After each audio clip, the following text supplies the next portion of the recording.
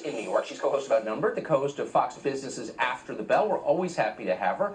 Melissa, you've been in New York for a while. You're a keen observer of what happens there. What is happening there right now? So everything you described, that dissent that has happened, it's been allowed to happen because taxpayers who live in these cities have said, well, you know what? The only place where I can have the career I want to have, where I can make the money I want to make, where I can have the life that I want are in these cities. That's where the schools are that I want to send my kids to. But something just accidentally happened. These same leaders, de Blasio and the like, they accidentally taught us that we don't actually have to live in these cities. And that's what makes it different this time.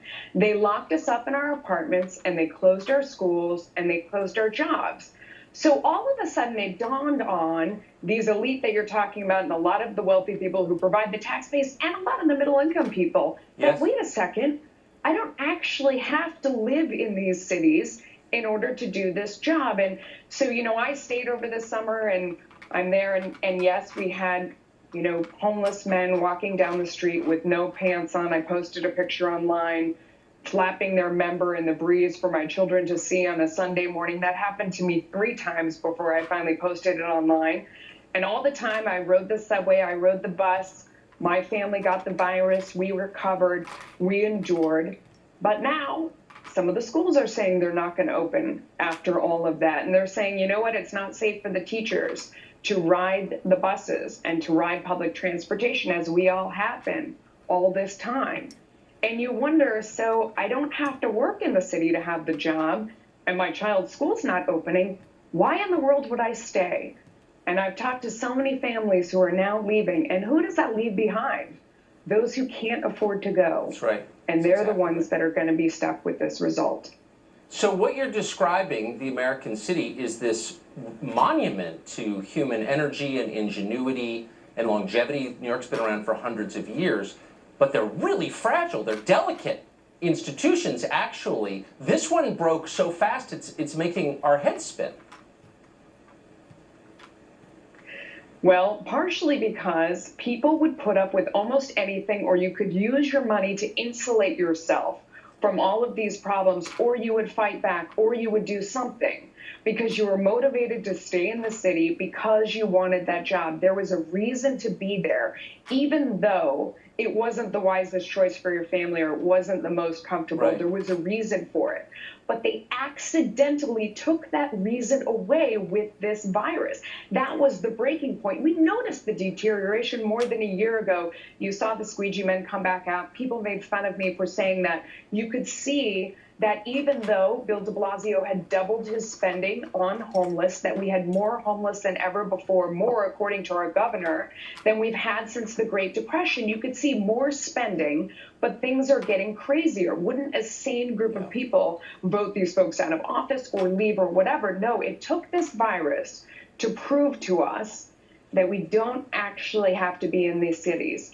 And now, as you've seen, people are running for the hills.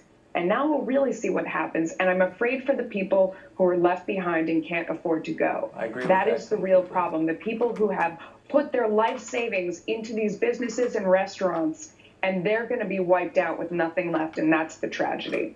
I couldn't agree more. And it's our biggest city. You know, we shouldn't let it degrade, but we are. Melissa Francis, thank you so much. It's great to see you tonight. Thanks.